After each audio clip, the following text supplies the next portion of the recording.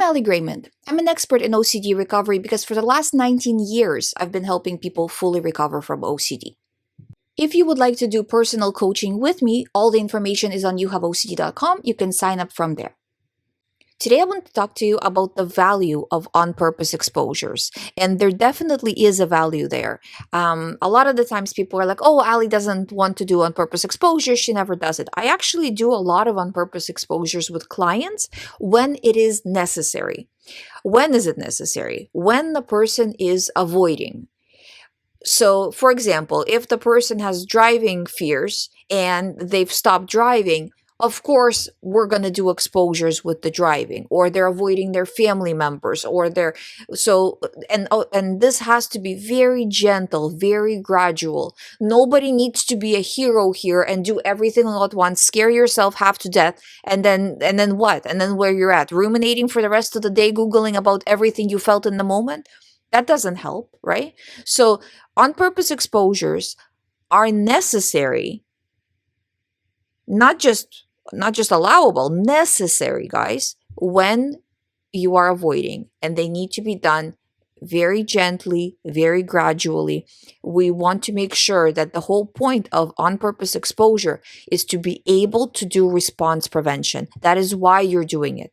You want to make sure you're preventing the response of fear. So you showed your brain something, but now we're not going to show fear. Your brain's like, oh, that changed.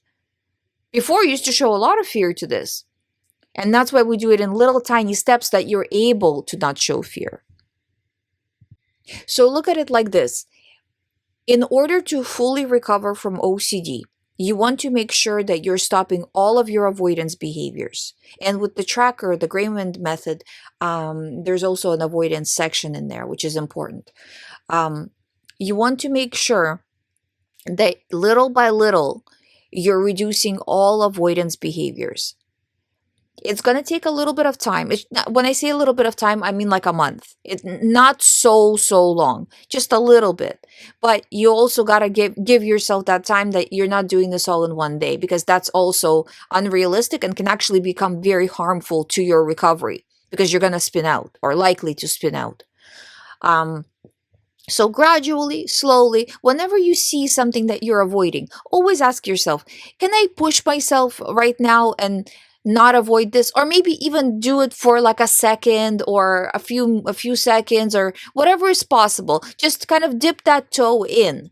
And when we say avoidance behaviors, of course, I just want to put that message as well, that we mean normal behaviors that you and other people would do if they didn't have OCD. We don't mean things that are over the top, things that are, nobody does. No, just your real life. How your life would be. In real life, if you didn't have OCD, for example, you would be driving, because that's normal, since you have a license, right?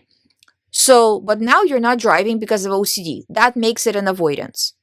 Do you need to start race car driving? No, that's too far. Do you see what I mean? So it has to be within real boundaries of your life. Now, let's say if you were a race car driver by profession, then that would be a different story. So it's your normal real life, not everybody else's, but your specific how you would like to live.